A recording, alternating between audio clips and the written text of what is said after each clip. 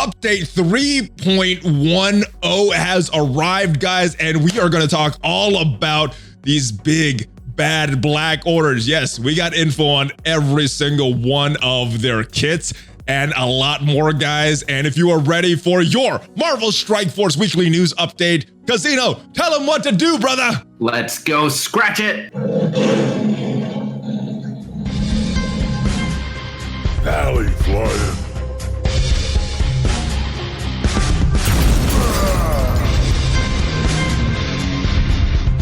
What is up, Valley Maniacs? ValleyFlyin here. I am back. Welcome to your Marvel Strike Force weekly news update. As usual, I am joined by my armed tiger man buddy, Khasino. What is up, brother? How are you doing? I'm doing good. What's going on? Woo, a lot of stuff going on, my friend. Big update 3.10 just dropped.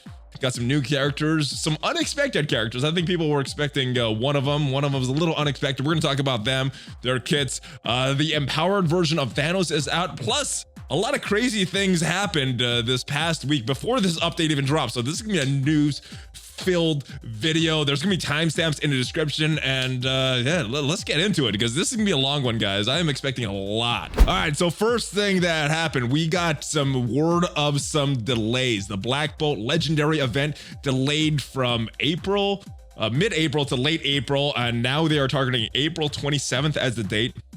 Ebony Maw Legendary event delayed from mid-May to late May. I think both of these are very player-friendly.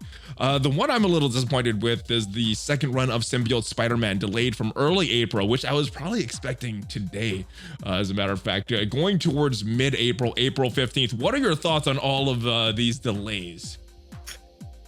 So assuming that they accomplished the goal with these delays, which is taking a little bit more time to iron issues out, I think it's the right thing to do. So to give some context on this, some people, everyone has their own wild speculation on what's creating the delays. And from my understanding of it, Foxnext themselves are mostly doing what they've always done in terms of like working from home. It's not really impacting their personal workflow too much. I'm sure there's a handful of disadvantages, but generally they're not too disrupted.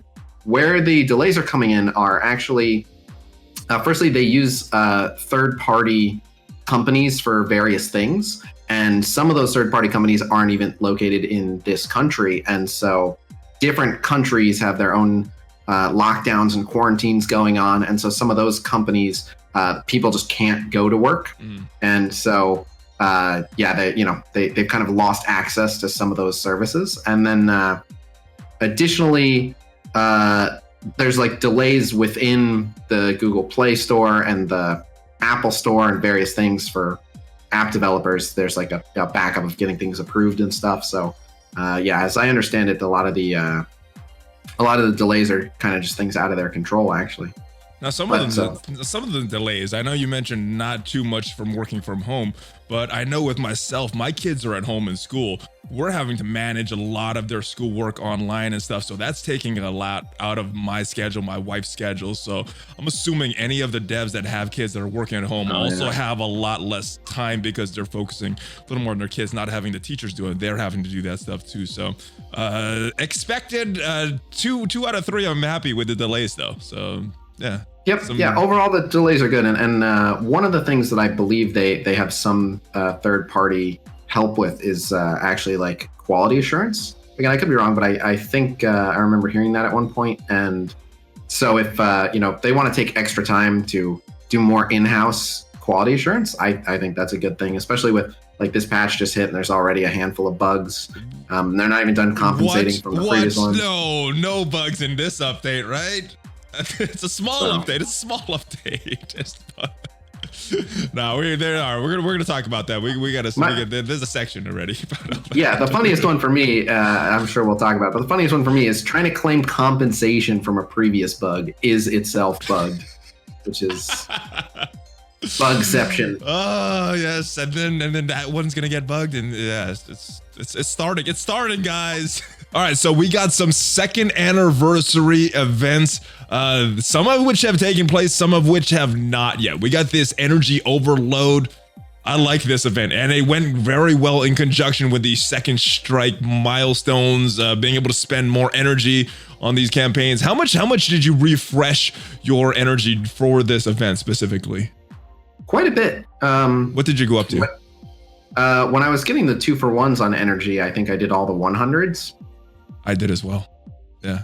Because I normally spend the 50s, and I figured, you know, that's exactly what I would spend. I'm just getting the energy right now instead of later. So to be honest, though, I'm burning more power cores now than I ever have before, and it's because, well, I mean, you can decide for yourself whether it's a justified reason or not. But people have been donating because I've been doing Dark Dimension 3 every day on stream. So people have been donating like, hey, here's $10. Why don't you go ahead and refresh your team a couple times on me?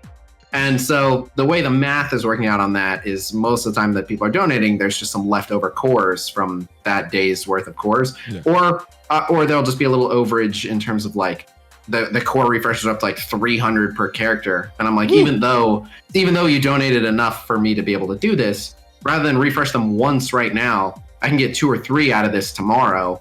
So let's wait. So I've just had some extra cores on hand, so I'm spending them at a pretty irresponsible rate, I'll say. What? No, not you. Not irresponsible with cores and spending. That's out of character. This. I know. Weird times we are living. Right. I think the saying is in case of a lockdown and quarantine, whale out. I missed that. Yes, I guess that whale harder, guys. Whale harder. Are you not on the whale memo list? I thought I was, but I didn't get that one. I'll get you on. Thank you. I need to know how to spend more money on this game, especially more cores. We also got raining gold. That was a nice change. Did you see a big jump in your gold amounts that you have in your inventory? Well, so I have been getting a ton of gold lately, but it's a mix of, I've been getting a ton of gold from the nodes in Dark Dimension 3. So that's been all piling up. We've gotten a good amount of gold from other sources throughout the anniversary event as well. Like a lot of the orbs that I keep opening are dropping gold orb frags. So I'm noticing more gold. Not that much of it is tied to from the campaign refresh, but again, to depending on how many energy refreshes you do, on average, you're getting like 25,000 gold for using, about 100 energy. Okay. So instead, you're getting closer to 50,000 during that double gold. So it's nice. It's nice. Yeah, helps out new players probably more than players that have been playing for 2+ years like us. But it's a good thing. Yeah. It's a good thing. Still waiting. We're seeing. I did want to comment. We're seeing a lot of really good catch-up mechanics being introduced. They just keep rolling out tons of catch-up mechanics. So I'm very happy with them. Nice. I like it. And I hear there's a big influx of new players coming to this game as well. 2 more events that we are waiting on, the Re-Energize and the Seeing Double. We have some data mines about those guys, so stay tuned. So in addition to those events, we also got this. This was a pleasant surprise. I thought all they were doing was some of these events, some of these milestones, but we also got this in our mess. 730 power cores, 104 T4 mats, 24 silver promotion credits, and 2 million gold. I love this. This is awesome. This is way better, way more memorable than anything I think they've did in the first anniversary. So what are your thoughts on this? Were you expecting something like this? I think you and I should get credit for this. We've been saying for weeks. Myself on the back. Yeah, we've been saying for weeks. Their last anniversary event sucked, and people should be excited to keep the game going, so they should spoil us. And I think that they did a much better job with it this year. But this is exactly what we called for. So, well, if it is because of what we've been saying in the news videos, I do gotta hand it to Cerebro, because they are way more in tune with what the community is feeling in YouTube and Reddit and Facebook and all these other sources, Discord, all these other places that the community reaches out to the devs. And yes, so this is awesome. So thank you, whoever is responsible for this. This is very, very nice gesture. Yeah, I love it. All right, and previously mentioned, touched on this, the second strike milestones. A lot of good stuff here, and we're going to talk about this in conjunction with that crazy blitz scores that we got. But how are you doing through this event? As you can see, I've claimed some of them, and there's some that I have not claimed that the said claimed. So there's some bugs with this, and we're gonna get into the official post about this. But what are your thoughts on this, bugs aside? Because we're gonna get to the bugs in just a little bit. Bugs aside, I think everything about these milestones is amazing. It encourages a lot of playing, which presumably is what they want to get out of it. They give you a good return for investment on the offers in terms of time spent. Like, can you blitz and get this for free without spending a penny? Absolutely. But can you save yourself, 15 blitz matches or something for $5? Also not a terrible value. So good for the whales, good for the free to play. And most importantly, the rewards are really, really good. And the attainability of the rewards is something that pretty much anyone can complete. It's not restricted. Like, you don't have to be a very strong player. You don't have to have a crazy roster. You just have to blitz a healthy amount and use a lot of campaign energy. But pretty much any player can max these out, and the rewards are excellent. So I think this may be the best set of milestones they've ever run in terms of, checking all the boxes, kind of winning on all fronts. Yeah, I think they had some good rewards in some previous milestones, but they were very, very difficult to obtain. I like that is a fixed amount for Blitz, and it's a fixed amount for the energy spent. So you know exactly how much you're spending, and then you can choose the different orbs. All in all, I'm very, very happy with the second anniversary events. But yep. Well, we'll get to the bugs. I do want to talk about the bugs, but I want to make one more comment on this because I'm interested to see the results of this. So in other games, right, like the main complaint that you see whenever they do any kind of milestones similar to this is they'll make some that we'll just call whale only milestones, where like the last 5 milestones are just like, you're not going to hit this without spending. Yeah. And that's a very common thing that pretty much any other game with a similar system also does. Like, it's just a very common thing to happen. And players in Marvel Strike Force always complain about that. Like, hey, there's no I hate not being able to complete it for free. This is BS that there's rewards that I can't get without spending. And so they put these out, and I'm curious to see, you'd think what would happen here is most players will realize, like, oh, I can get this for free. I don't need to spend anything. Mm-hmm. Therefore, they won't spend anything. Therefore, FoxX might get the message of like, oh, we should have had some whale-only milestones to incentivize people spending to get the last few. So I'm glad that they've tried this. I'm just worried that they won't get the results I want them to get. I want them to get the results being like, oh, we made the same amount of money and everyone was happier. Let's keep doing this. But I worry that they're not going to make the same amount of money, and then they'll go back to the other milestones when I, of course, prefer them like this, which everyone can hit. So hopefully the anniversary offers themselves are enticing enough people that it sends FoxX the message that it's okay to make milestones that everyone can hit for free. Yeah, I know our buddy OMG is very, very anti-blitz. So if he's gonna hit these milestones, I know someone like him is gonna spend some money on this. But that's the rewards are good enough for it to be valuable if you are someone that chooses to spend money instead of blitzing a lot. So I agree. I think this is a win-win, and I hope FoxX does have the incentive to keep going with things like this in the future. Yep, I agree. Yeah, these are my favorite milestones we've ever had. I like it. But there are some bugs right here, right? The second strike milestone issues that they are aware of. This came out yesterday. A couple things. Milestones did not start on time. Incorrect information listed on the second strike milestone card, and certain milestones incorrectly marked as claims, which we saw a little earlier. Now, this one particularly did not affect me. The milestones did not start on time. Were you affected by this? Fortunately, I was warned by a bunch of people who were. I had started stream and I was like, all right, I'm excited to check out the new milestones. And the first 8 messages were like, don't open any of your orbs. You're not getting points for them. So lucky you. You got a nice chat there. That's not trying to troll you. And yeah, like you mentioned earlier, the points are awarded today directly to the accounts. And this was obviously yesterday. So yeah, that one looks like it's solved. Incorrect information on event description. This was inaccurately calling out arena raids being modes which anniversary could be earned, but it was not. I think most people realize that arenas and raids were not being awarded them points, but today, have you tried any arena battles today to confirm that this is correctly giving points towards the milestones? Yes. So what it is your daily objective. It actually, unfortunately, if you did your arena matches before the maintenance, you got screwed. It's the daily objective for arena fights. That daily objective gives you the credits. So if you'd already had it, you'll get it starting tomorrow. I saved it because they had mentioned that they were going to be switching it over. So I waited and I got them today. Got it. And then this is the one that we just saw.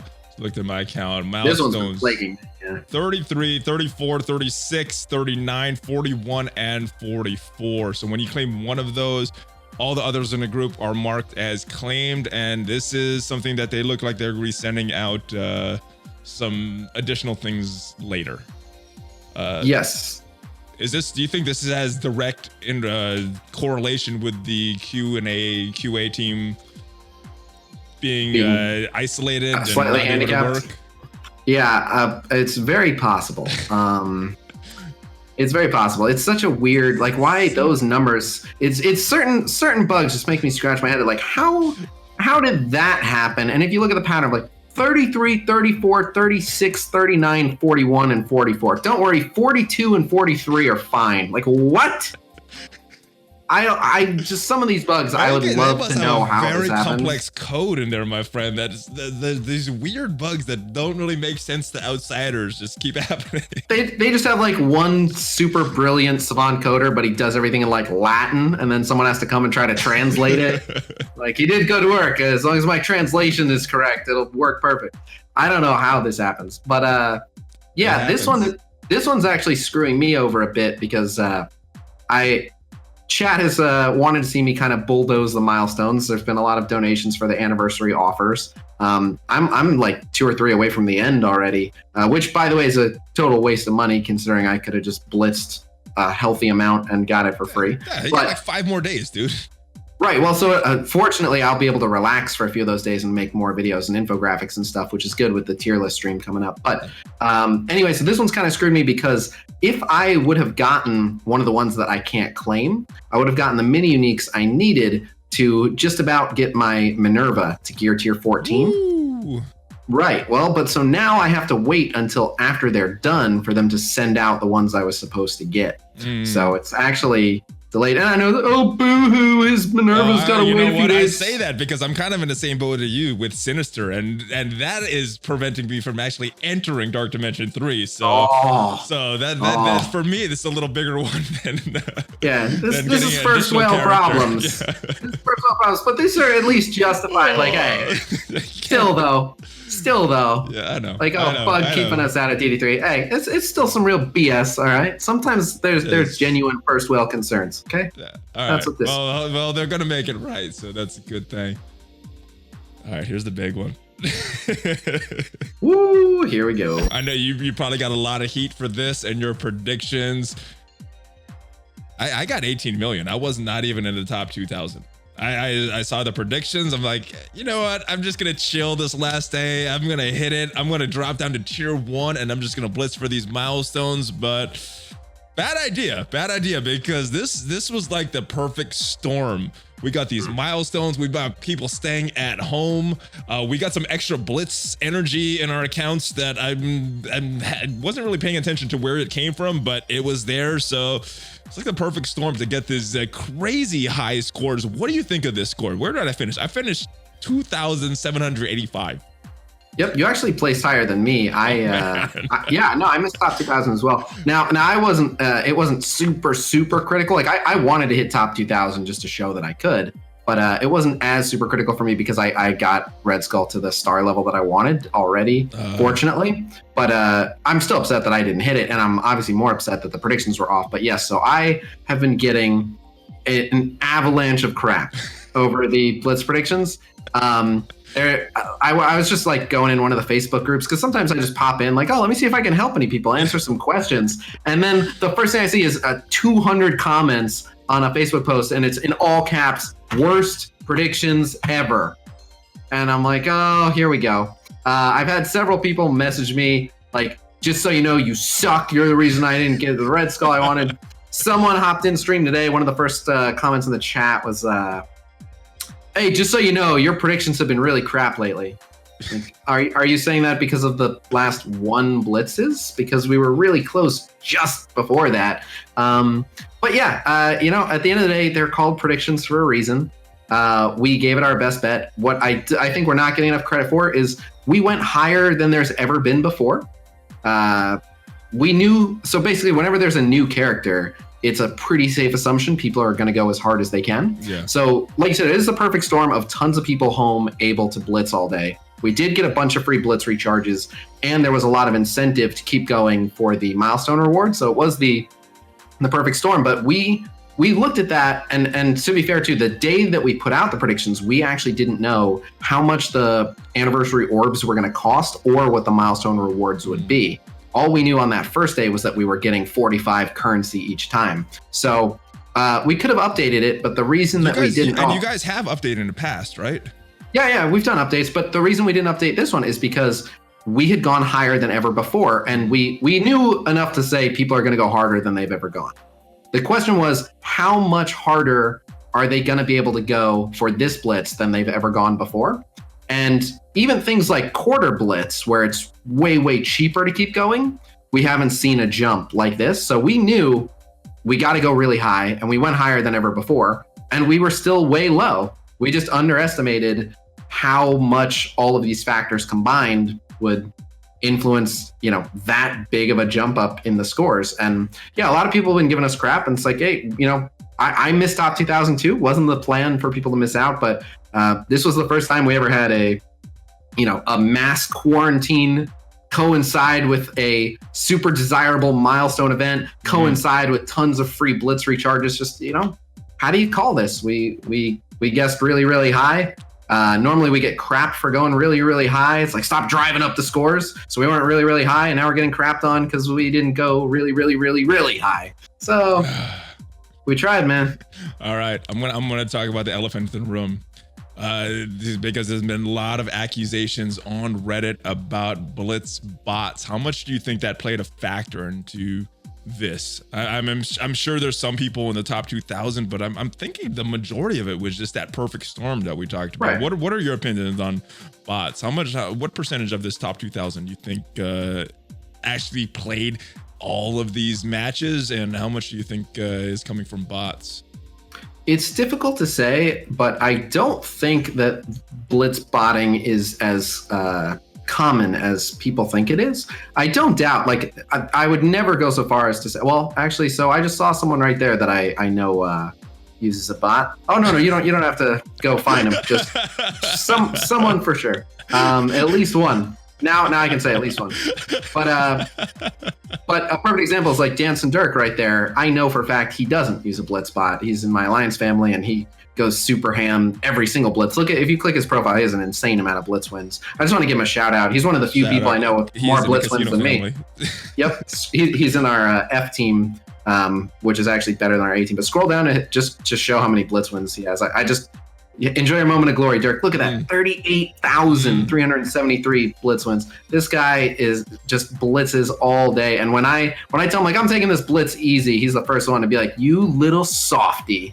He just talks mad crap. But anyway, shout out to Dirk. But yeah, so a lot of these are familiar faces. Yeah, that a lot of the names I recognize. They've been in the top 100 before. But. Yep, and the blitz spotting thing is fairly new. And again, it's like, it is quite a process. I don't know all the different blitz bots, but I've seen a couple of them, and they're a little finicky and they're kind of tricky to set up. So again, I feel comfortable saying, like, there's definitely a handful of people using them, but I would be really surprised if it was more than 5%, if that.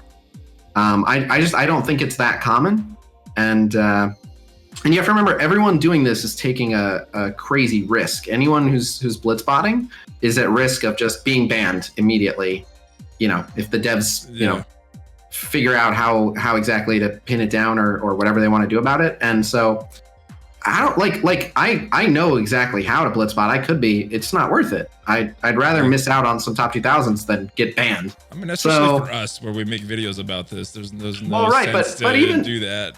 But click on any of these profiles in the top, 100, top 2000. Let's go number one. Sure. Look at this. 8 million. Right. Yeah, No, he's not saying bye to an 8 million. Do you 8 million? That guy's over 1 million TCP bigger than me. And you know what I've spent on the game, so I don't want to even get into what that guy must have spent on it. 112 characters max star rank? God damn. So, you know what I mean? To lose an account like that, it wouldn't be worth it. Yeah. So yeah, I don't think it's actually that common, but I do think it's an issue. I know Foxnext is aware of it, and I know that they know how to detect it.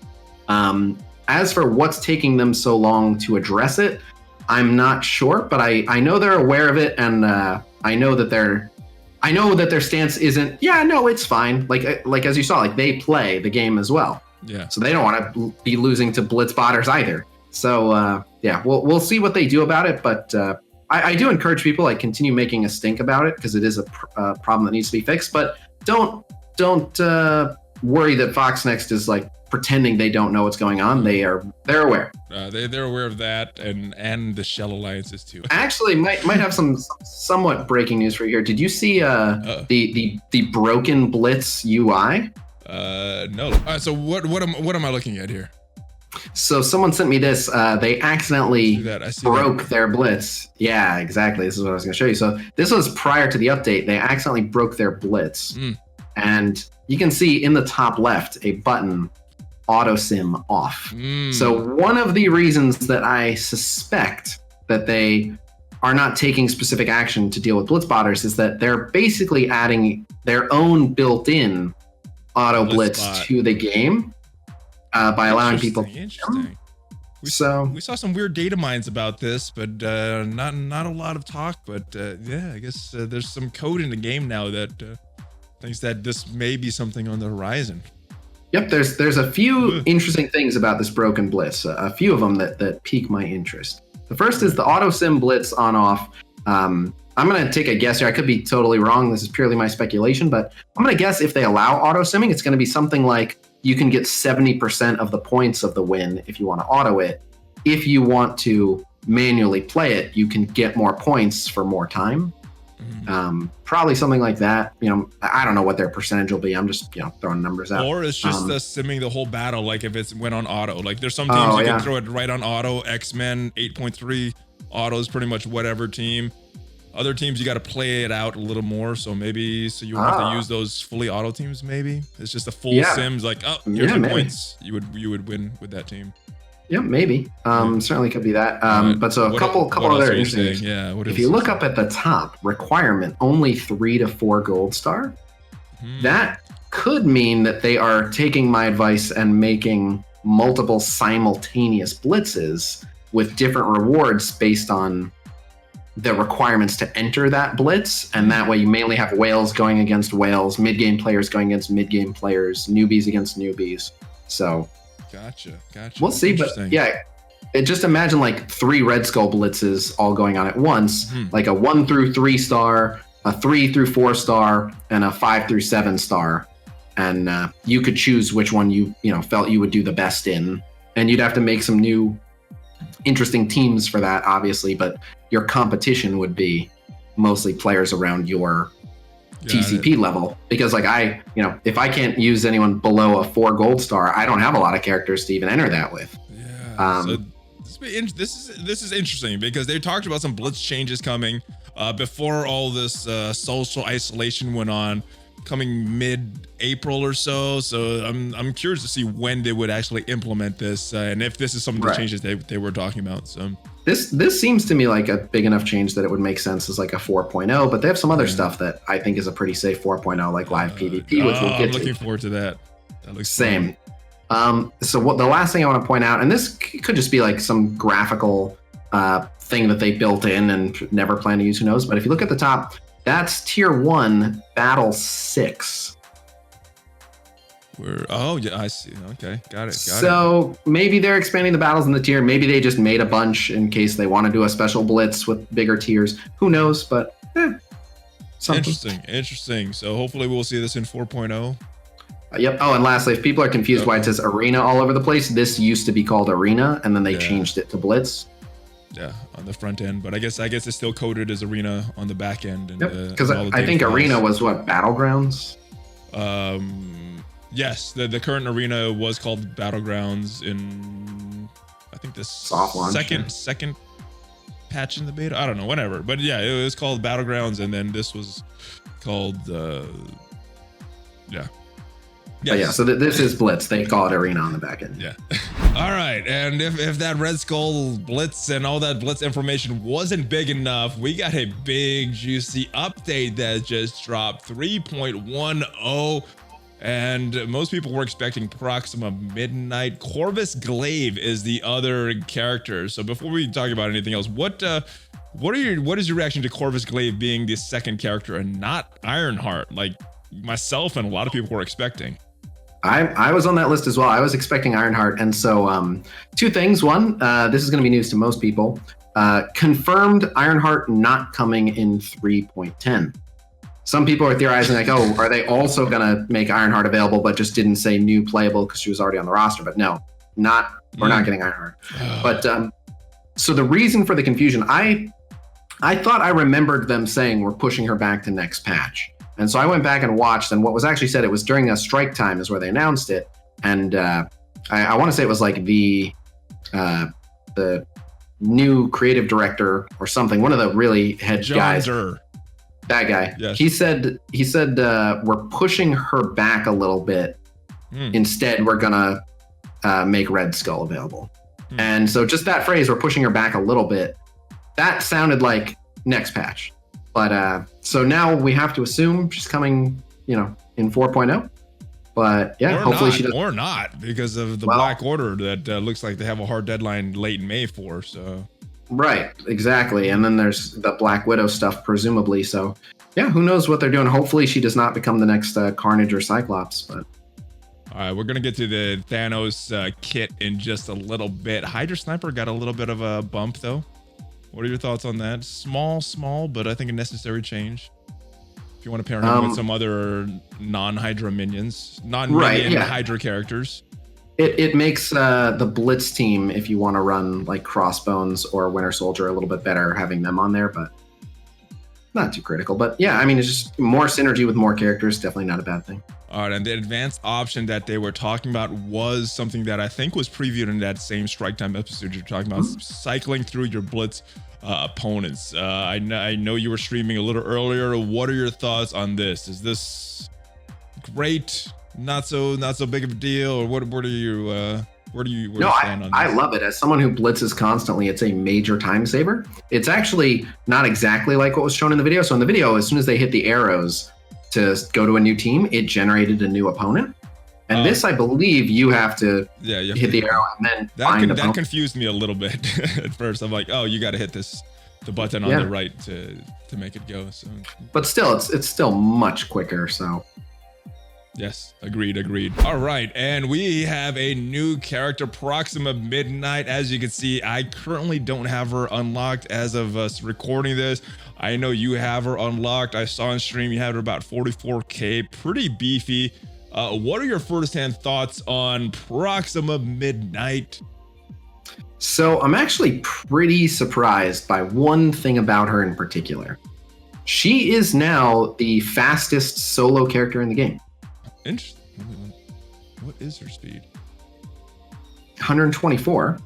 Oh, there we go. Okay. But she gets speed up on spawn all by herself. So it's possible, like with full Brotherhood, you can have Magneto go before her, stuff like that. But just on her own, she's just going to go before pretty much anyone, unless it's like a super synergized speed gain from, all being funneled into one character. So nice. I did not expect that at all. I did not see any reason why she should just be way faster than everyone, but she is, because of the speed up on spawn, she is the fastest solo character, which is very surprising. And she has one T4 upgrade in particular that, in my opinion, takes her from a decent character to a very dangerous character. And it's the one you're hovering over right there. I saw you had this one upgraded. Oh yeah, the most necessary T4. It's preposterous. In addition to plus 50% damage to the primary target, which is whatever, it goes from just a chain that hits 4 people for damage to a chain that hits 4 people for damage and offense downs all of those people for 2 turns. Woo. And this is available on turn 1, which she takes before basically anyone. So she can just decide, hey, 4 of the 5 of you are going to be offense down for 2 turns. Have fun with your opening attacks. I had a big question before you move on from this skill. Within 2 spaces, what is this meaning? Because I had some confusion about that when I saw that in the blog post. I have that same question. So basically, the way they have it, 1 space is someone on a normal team of 5, 1 character away from them. Okay. And 2 spaces is farther. How familiar are you with like how far Daredevil's baton will travel? Because you know, like that can cut across. I know Thor's one used to do that, and Captain America's one used to do that. I don't know if it still does. I think that. Captain America still does. Okay. But yeah, so yeah, the 2 spaces is basically if there's 1 missing character in the link for a chain, it can skip that space going. Okay. I was wondering that was one of the theories, but I like that. Yep. Now I will say that I wasn't ready for that animation at all, because if you see on the icon for that ability, it looks like every other chain attack. You see her dashing around, or it looks like anyway. I have to look closer. Maybe I'm wrong, but I just assumed it was her bouncing around hitting target to target. And what she actually does is just throw her spear and then control it like Yondu's arrow, and it just flies through everyone and comes back to her. All right. Well, I am looking forward to unlocking this character and seeing the actual animation of that. Yeah, she's pretty good. Any other thoughts on her passive, ultimate, basic, or is that just the highlight of her kit right there, that special? Her ultimate is also really, really good. She will rewind turn meter 50% if you put the T4s in it, otherwise 25%. She's going to apply a slow. She's going to apply a stun. So rewinding turn meter and slowing and stunning keeps someone out of commission for a very long time. Now, I haven't unlocked this character. What is the cooldowns on this? Is this turn double 2? Check. Is this available on turn 2? I'm pretty sure it's 3 of 5. I want to double check, but I'm pretty sure it's 3 of 5. She definitely can't do it turn 1. But she can for sure do it turn 2. Nice. Oh my goodness. Yeah. Powerhouse here. Yeah, she's pretty good. I mean, again, she's a controller. I haven't looked closely enough at her stats. We'll do that when we do the tier list stream to see like exactly how much health and exactly how much damage she has. But yeah, her health and damage and everything don't seem insane, which they shouldn't be because she's just a controller. But her control effects are really, really potent. And then her basic is not only a 2 buff dispel, but she'll always call Corvus Glaive to assist, and he can also dispel 2 buffs. So that's, and it's a guaranteed assist if Corvus is an ally.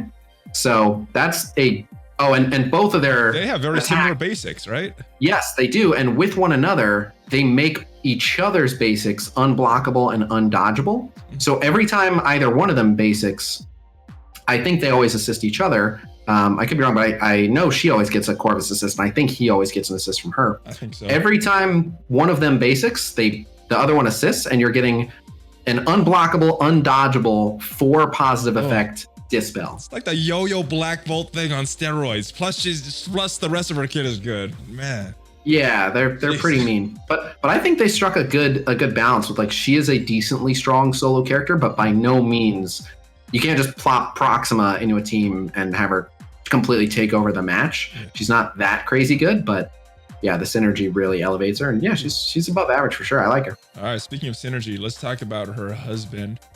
Where did he go? We were all the way at the bottom. Right here. Here we are.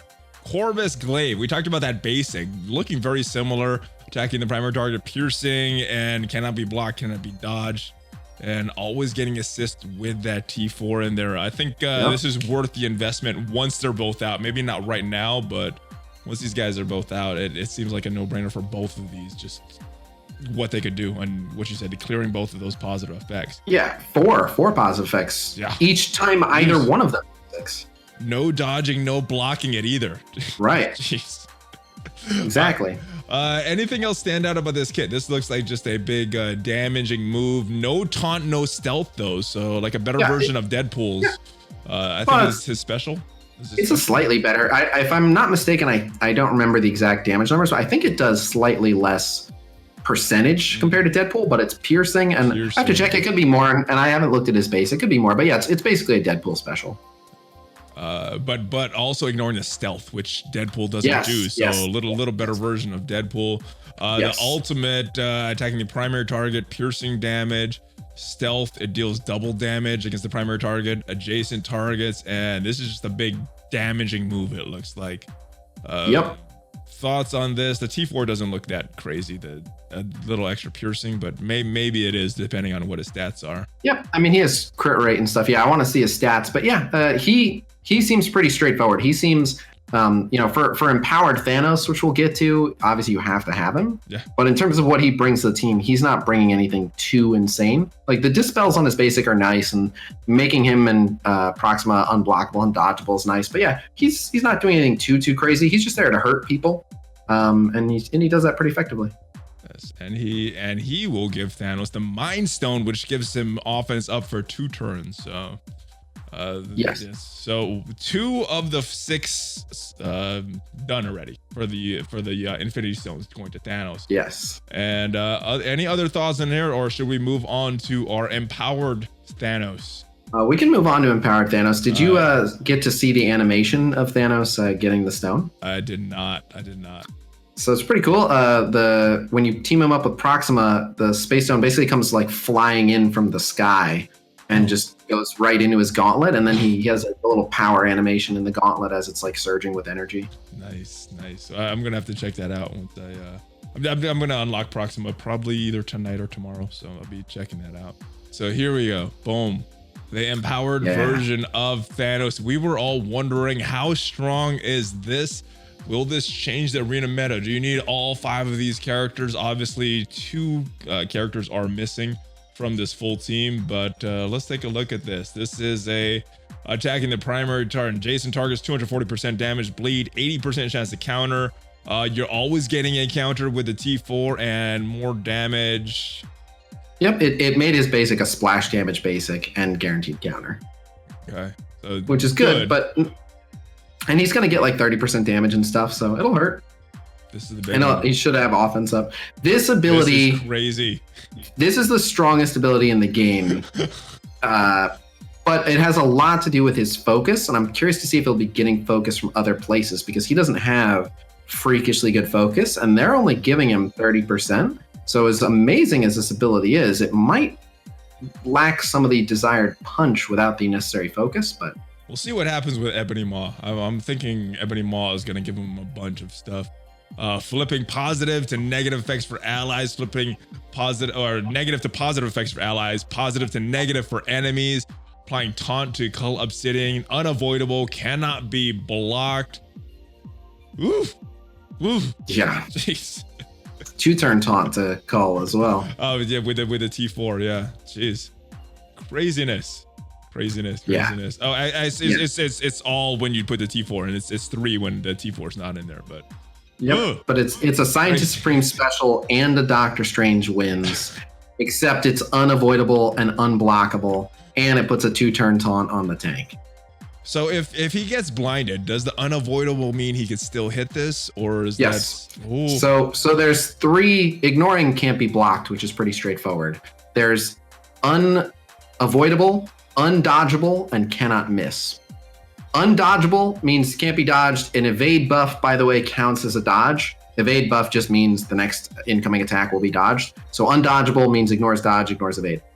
Can't miss means whether you're blind or not, it's still going to hit. It can't miss. Your accuracy is locked to 100% for that ability.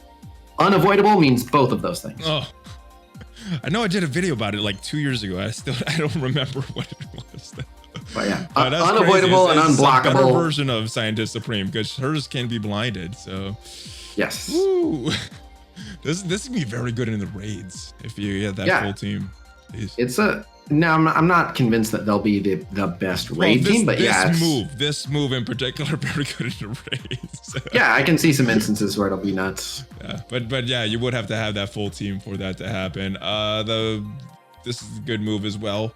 Big AoE attack, drain, and it goes to over 100% with that T4, and they're repeating it 1 to 2 additional times. It's all piercing. And I'm not sure if I'm reading this. Is it 20% total or 20% for each of these additional times? So 60% total. No, that's a separate line, so it's a separate effect. Okay. Okay. So yeah, it's going to rewind everyone's turn meter 20%. But yeah, it goes up since the T4 has another 50% piercing. It ends up doing 200% piercing 3 times, and it's 150% drain. And it's always going to repeat the 2 times. Yeah, it's going to hurt. It's going to hurt, but what's crazy is it's going to do so much damage, and then it's going to heal for even more. It's going to heal for 1.5 times the amount of damage it deals. So. And it's all piercing. Interesting that he still has the protector with this this gauntlet, because he's not really a protector anymore with that gauntlet on. That's true. And in his ultimate, if his health is full at the start of a match, first time this character or a Black Order drops below 50%, changes speed bar by 50%. Add regeneration to self and Black Order allies, extra 1000% resistance, lower damage and armor by 10% for all enemies. I'm kind of surprised it didn't keep that energy distribution that he has as normal Thanos on this. That would be my only complaint with this. Yep. Oh, I mean, he's pretty busted, so I don't think it's necessary. But yeah, they overhauled some of the things that he does. Like, he doesn't have a taunt anymore. He can't offense down people anymore. Like, he's obviously better this way. But yeah, they basically just abandoned his previous kit. All right, and then the final Black Order character that we know the kit for so far, coming from a data mine, Cull Obsidain. Now this is a data mine, but you did make one interesting point. I'll let you say that, because you pointed it out to me.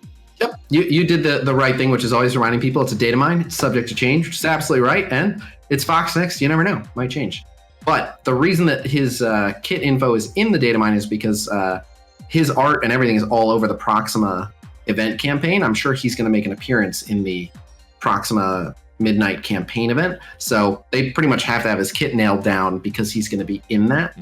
So I would be surprised if it changed much. And then the other disclaimer I actually want to issue is, unlike with other data mines, the text that you're seeing is not the exact text that this was drawn from. The person who data mined this, I want to give them a shout out. Exacto went ahead and grabbed this from the JSON. But so this looks like a bit of a jumbled mess. I've done kit interpretations like this myself before, pulling it from the JSON, and just the way it's worded, sometimes it's a small detail here or there could have just been mistranslated, so to say. But it should be pretty accurate, and it reads pretty realistic. So I assume he got it right, but I haven't double checked his work. But anyway, go for it. The basic attacking primary adjacent target for 260% damage. I should also mention this is 6664 abilities. Okay, so not the T4s. The basic doesn't really stand out to me though, because unless he has some crazy damage numbers, what are your thoughts on this basic? Should we just move on? Yeah, okay. I mean he's a protector. The tank isn't murdering people. This basic, good. 5-turn cooldown. You start with this on turn 1. Remove all debuffs from Maw, which is interesting. Remove 2 debuffs from the allies. So I'm not sure why they would need to remove all buffs from Maw on turn 1. So wonder what happens there. Removing 2 debuffs from allies, applying taunt for 2 turns, healing for 20% HP, applies 2 turns of defense up, and applying 1 death proof. This seems like a better turn 2 move, but well, I'm guessing he's pretty slow because he's Cull Obsidian and he's the protector. So you typically want your tanks pretty slow. So he's probably going after the big guys are slow in this game.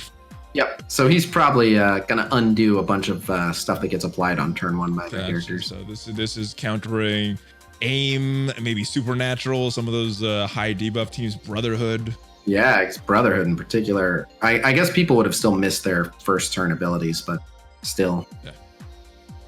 Attacking enemy, 550% damage for the ultimate, and this is not a turn 1 move.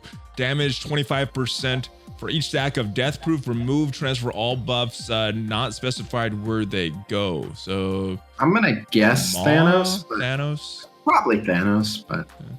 Interesting. And the passive on turn of Thanos does not have a stone, give stone. Not clear on what the stone is yet though. If Thanos has a stone, apply 2 turns defense up. So this is he's giving the defense up for the stone. Makes sense because he is the protector of the team.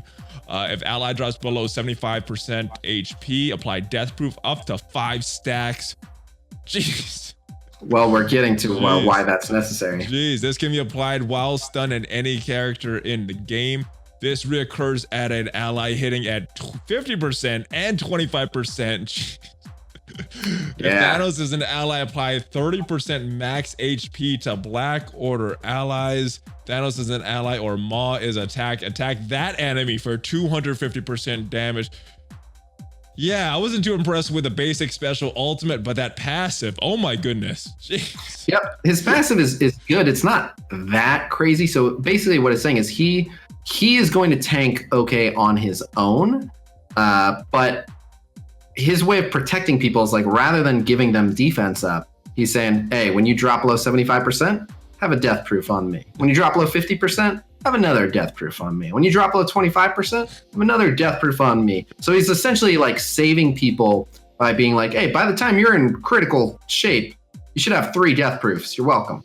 Which it's actually, it's not like the most effective. There will be instances where that's going to be really annoying, but like with a good dispel, then you're like, okay, well then, I just removed those, so he barely protected them at all. Unless some stones give everybody more resistance and more focus.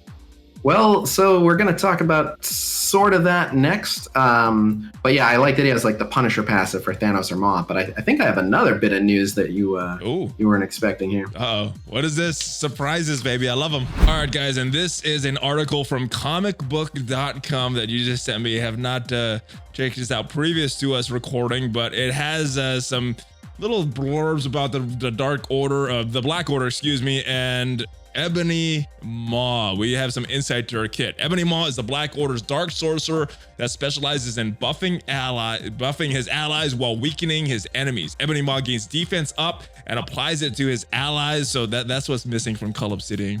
He also steals the portions of the enemy's health, gives it back to the Black Order members, and Thanos passively, whenever a hero controller dies, Ebony Maw applies barrier to all allies, gains charge. On the next enemy turn, he'll ability block all enemy hero controllers and lose charge. His special gains counter to himself, Black Order allies, and Thanos. His ultimate lowers the enemy speed bar and fills allies' speed bars. Jeez, this guy is a wrecking machine. Get your Inhumans, guys.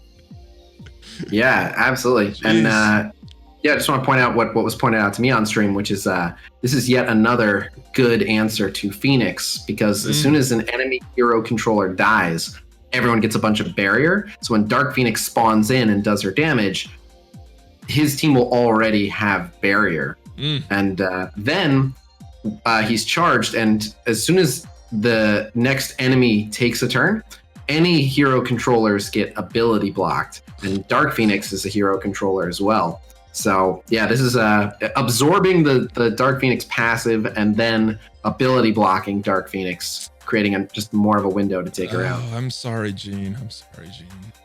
It happens though. Power creep happens in these games. Happens to the best of us. One day the Black Order will be countered, but as of now, they look like the strongest team in the game. This cycle is going to go on and on until they introduce Howard the Duck, who of course cannot be trumped by anyone. And then except for Squirrel Girl. Don't forget about her. I'm going to quit this show. All right, so in addition to some crazy cool new team that I am looking forward to, this update brought about a few bug fixes. I guess the big one that you want to talk about is this one right here. Empty slots in the Red Star supply screen will now be replaced with 7 Red Star characters, and I've seen some show up, and I guess the prediction that you made was correct. 50 gold promotion tokens. So I guess the bigger question is it more worth it to get 10 characters to 6-star or 1 character to 7-star? And if that progression chart is right, my mind is telling me it's more worth it to get those six Red Star characters, just 10 6 Red Star characters. What is your gut telling you? No, mathematically that is the right answer. And yeah, that news is hard to swallow for me, because I know I'm going to finish Dark Dimension 3, still not have a 7 red. I'm going to be sitting there, my mind's telling me no. You know what I mean? Like, oh, I need one. 6 reds. I don't know. I mean, we're in April now. With the Red Stars were released in November, so a few more months, we could go 2 years without it. That would be Super duper. Yes, super duper.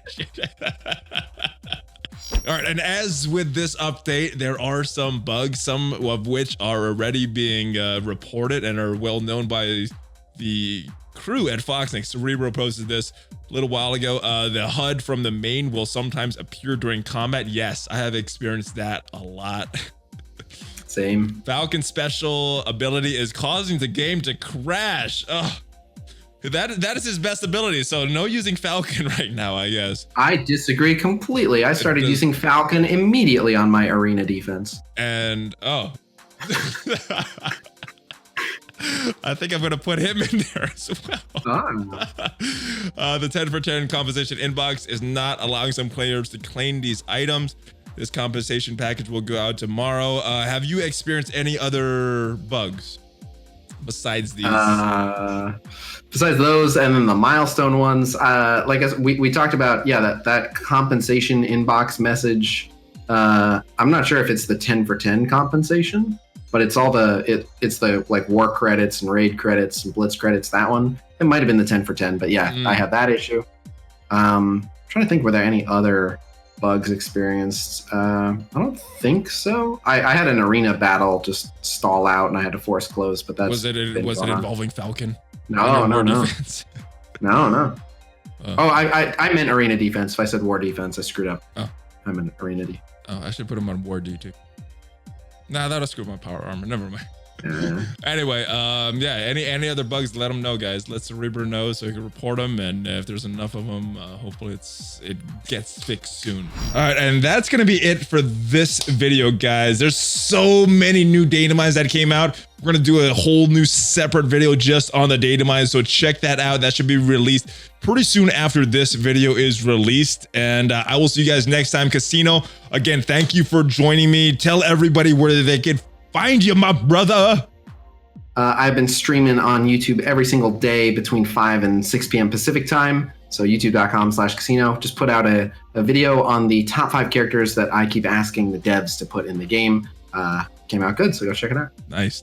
I did. I watched that one. I like that video. So I hope some of those characters are coming to the game, and I hope you guys enjoyed this video. If you did, subscribe to the channel, tell all your friends, and yeah, smash on that like button and that notification bell, guys. At least 4 Marvel Strike Force videos a week on this channel. If you are listening to the podcast version of the show, make sure you guys leave a review on whatever platform you're listening to this on iTunes or Google Play or whatever. And yes, I will see you guys next time. Check me out on social media as well, guys. Give me a Hulk fist bump. Bye bye. Where's your Hulk? Where's your fist bump? There it is. Where it is. ValleyFlyin out.